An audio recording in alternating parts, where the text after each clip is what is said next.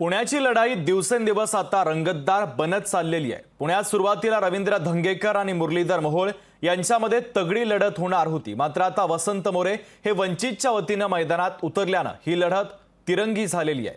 तिघही पुण्याचे तगडे उमेदवार आहेत। पुण्यामध्ये खासदारकीची माळ कुणाच्या गळ्यात पडणार याकडे सगळ्यांचं लक्ष लागलेलं आहे। पाहूयात।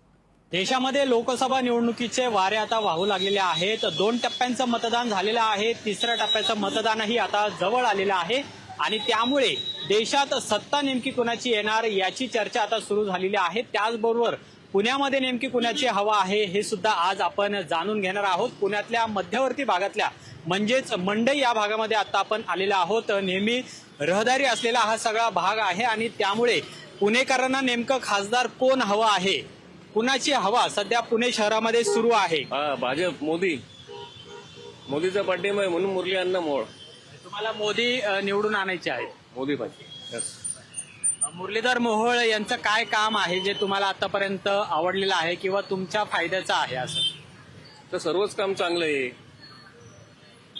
महापौर पण झालते मागे, चांगलं काम केलेलं त्यांनी, त्यामुळे आम्हाला मुरली अण्णा मोहोळ पाहिजे। काका, तुम्ही मतदान करता दरवर्षी, आता पुणे लोकसभेची निवडणूक आहे, पुण्यात काय वारं दिसते तुम्हाला? पुण्यामध्ये भाजपला मत मिळेल असं वारं दिसतंय। म्हणजे काय, म्हणजे मोदी आहे त्यामुळं की स्थानिक जो उमेदवार आहे तो काम करतोय याच्यामुळे? तुम्हाला काय वाटतंय? या दोन्ही गोष्टी आहेत, म्हणजे बरोबर दोन्ही गोष्टींमुळे मिळू शकतं म्हणजे देशात आणि पुण्यामध्ये भाजपच येणार असं वाटतंय। काका, काय सध्या कुणाची हवा आहे पुण्यात? लोकसभा निवडणूक आलेली आहे जवळ, मतदान करायचं आता तुम्हाला?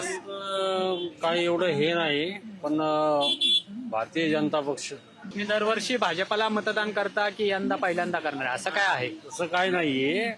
आपलं जसं कामाचं हे असेल त्या हिशोबाने आपण काम करणारा माणूस पाहिजे। तो भाजप हवा की काँग्रेस हवा? ते होईल तसं, भाजप जे काम करते हे सगळं तुम्ही ठरवणार आहे?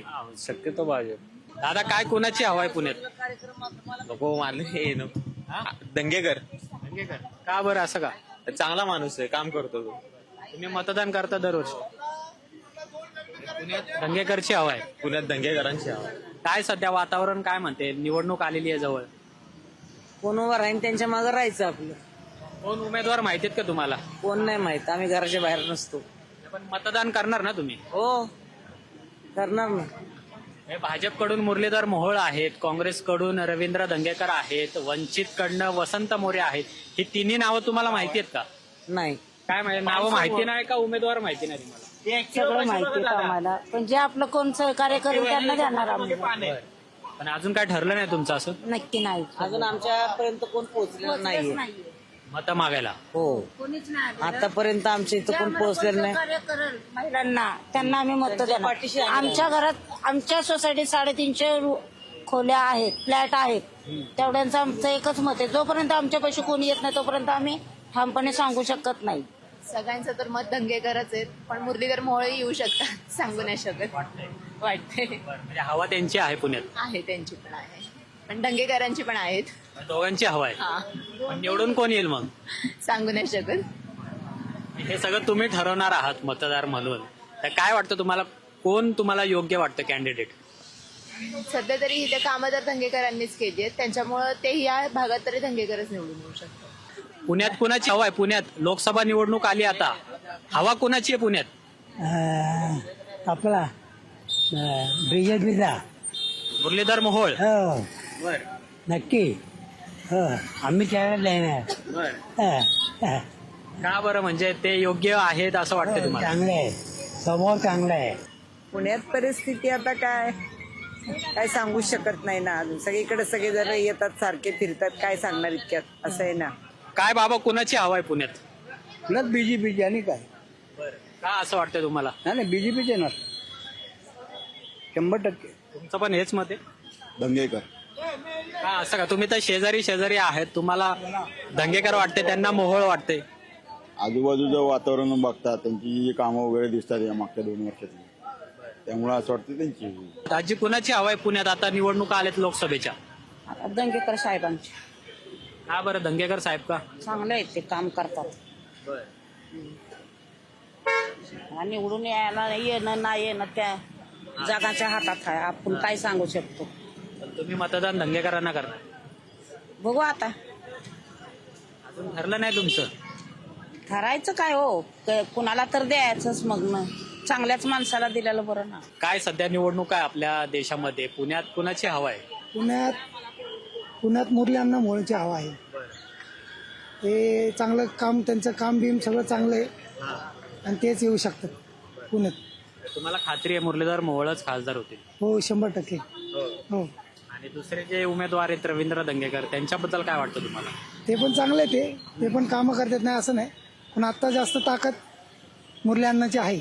मुरलीधर मोहोळ की त्यांच्या कामामुळे तुम्ही मुरलीधर मोहोळ यांना मत देणार? त्यांच्या कामांमुळं पण आणि मोदींमुळं पण, दोघांमुळं. काकू कोणाची हवा आहे पुण्यात?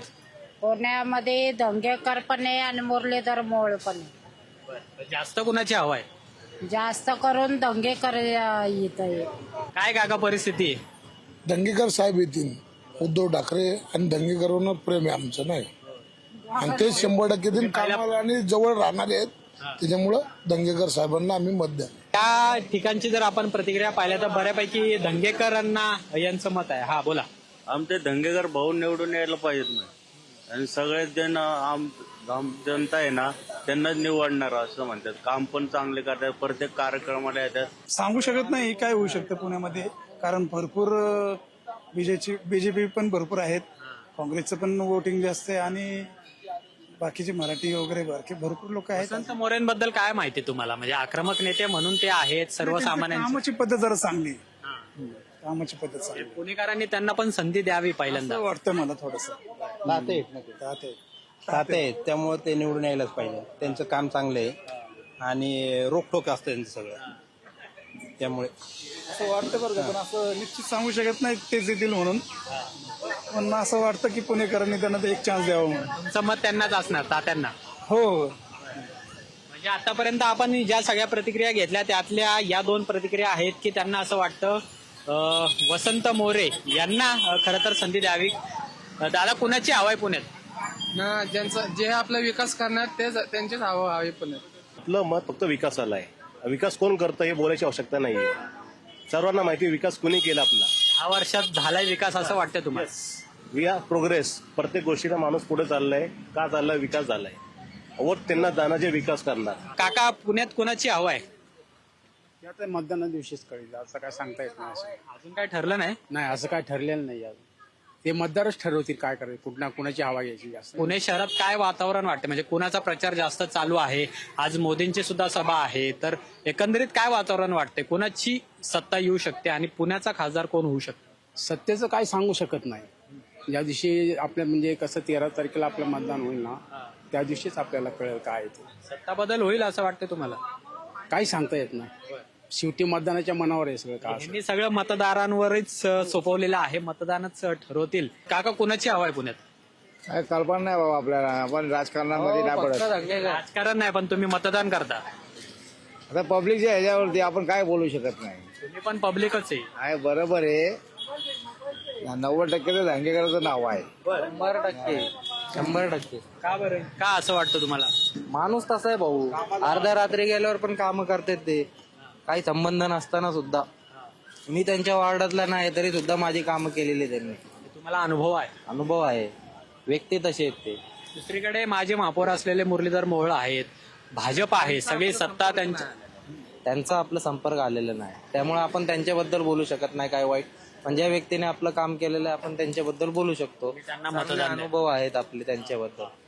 संधी द्यायला पाहिजे, भेटायलाच पाहिजे.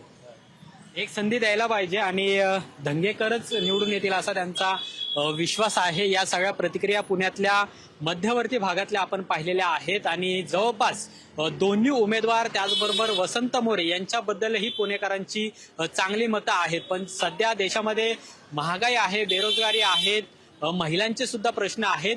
अशा प्रश्नांवर सुद्धा पुणेकरांनी नाराजी व्यक्त केलेली आहे आणि रवींद्र धंगेकर यांना सुद्धा संधी द्यावी अशा प्रकारची भूमिका पुणेकरांची ऐकायला मिळते. पण आता 13 मेला ज्यावेळेस मतदान होईल त्यावेळेस पुणेकर कुणाच्या पारड्यामध्ये मतदान टाकतात आणि पुण्यात कोण खासदार होतं हे सुद्धा पाहणं महत्वाचं असणार आहे.